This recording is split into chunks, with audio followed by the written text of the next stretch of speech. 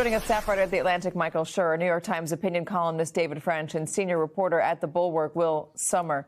Will, you've been following all of this. I read your article with great interest. What exactly is happening in terms of the online reaction to what the president is doing? You know, I think this is a situation like the Epstein files where the MAGA influencers are sticking with Trump. People like Alex Jones, Nick Fuentes, Proud Boys founder Gavin McInnes, and their fan base, their audience that was convinced that these people were really isolationists, that they wanted to build up America domestically. They're saying, well, wait a minute, what's happening here? Why are we now getting involved in Venezuela, something that was not really a campaign issue for Trump, something that none of these MAGA figures suggested was really that big a deal? And now there's all this saber rattling, and the audience, I think, is revolting over it. Michael, the plan for Venezuela, do you have a better sense of whether it's going to include something more if there is resistance from the rest of Maduro's regime? We've seen some interesting kind of flip-flopping from the VP, Delcy Rodriguez, who's now been sworn in as president. On the one hand, she's saying that she's going to be a little bit more conciliatory with the United States. She'll be able to work with the United States. On the other hand, she's saying that she's remembering the two people who were captured, and she's saying that it wasn't right. And President Maduro is the real president of Venezuela. What is the U.S. prepared to do?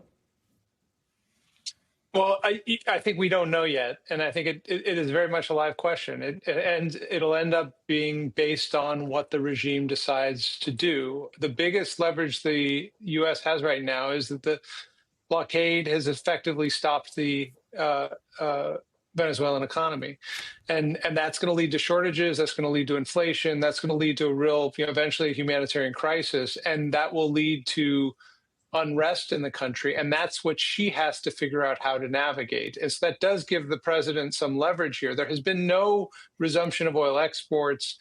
The oil tanks are full. They're not going out. And I think there are negotiations going on right now. At the same time, as you just said, Delcy Rodriguez has been very clear that she thinks this is about basically a return to colonialism. She rejects that. She says the Bolivarian Republic is never going to bend. And so we just don't know whether there's a sort of happy middle ground that can be reached. I think it is clear that there are conversations happening. And the president, meanwhile, is basically threatening a second strike and threatening her personally if she doesn't come around quickly enough. Yeah, and he's threatening a lot more, as you said, action. The administration, David, wants to compare this to Manuel Noriega, which was a successful operation, and Panama, ended up being better than other places we've intervened. They want to compare this to that, but they are having a hard time right now escaping the allusion to the Iraq War, especially when Donald Trump says it's all about oil. Well, there are so many differences between Venezuela and Panama. So number one, in Panama, that's where the Panama Canal is. That's where you had thousands of American troops already, much smaller country. There had been direct acts of aggression against American troops. The Noriega regime had killed a Marine, injured another, brutally beat another. The Panamanian government had declared war on the U.S. And so when we intervened in Panama, it was a very different situation.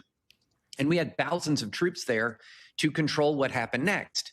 So what Trump is trying to do here is his classic military operation that Trump loves, which is one big strike, declare victory, and move on. But you can't do that if you're also wanting to run a country. And so here you have a situation where Venezuelans and the Venezuelan regime knows good and well that if they can fend him off, at least placate him for a while, he's not going to be in office forever. They also know good and well there's zero appetite in the U.S. for what it would take to truly run Venezuela, the kind of boots on the ground, sustained, expensive engagement. And so you've got a tension here. You've got the kind of strike that Trump loves, the very successful single strike, and then you're trying to engineer that into running a whole country for an indefinite period of time. Just very hard to see how that will ever work. And then they turn around and justify it to the American people by reference to a military operation that is as different from the current operation and a situation that is as different from the current situation as night is from day. So the Trump administration I'm not going to say have a you break it, you bought it situation, because they're trying to avoid that. But the situation that they're in is untenable. You cannot just run a country through bluster from abroad. That's not possible. It's the Pottery Barn rule. I guess the bigger question to focus on here, though, Michael, is the president going to maintain support on this? I mean, Will was just saying that the far right base, the reaction to Nick Fuentes, the reaction online has been pretty fierce. What about the reaction, more broadly speaking, within the Republican Party? I know there are a lot of hawks. Marco Rubio is one of them. But there are a lot of folks that were elected to Congress, and they were elected to Congress on not getting entangled in foreign wars. And they don't have the same ability and ease that Donald Trump has, who, by the way, is not going to be on the ballot again, constitutionally speaking, don't have the same ability to convince their voters and their base that whatever he says, whatever they do, is right, no matter what they might have said in the past.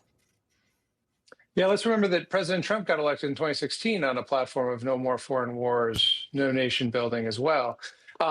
President Trump told me in June around the Iran strikes that American first is whatever he says it is. And I think that is still, the functioning paradigm we're working with. I think that changes, though, if what David just described starts to happen, if there are boots on the ground, if Americans start getting hurt, if we are in a situation where we have to actually run the country, I think popular support will dive, and it won't just be within Trump's coalition. I think right now, most Trump supporters, most Trump voters are willing to give him the benefit of the doubt. They're excited by the debates going on in the conservative podcast world, but they're not going to turn on the president because of this. But if this great victory turns out to have not been a great victory, but the beginning of a quagmire, that will change, and you get closer to a midterm election, and it becomes an election issue later this year. Yeah, well, I wonder if they're just going to break it, and they figured if they break it, then no matter what, they're going to be able to change the world order, whoever else comes into power after them.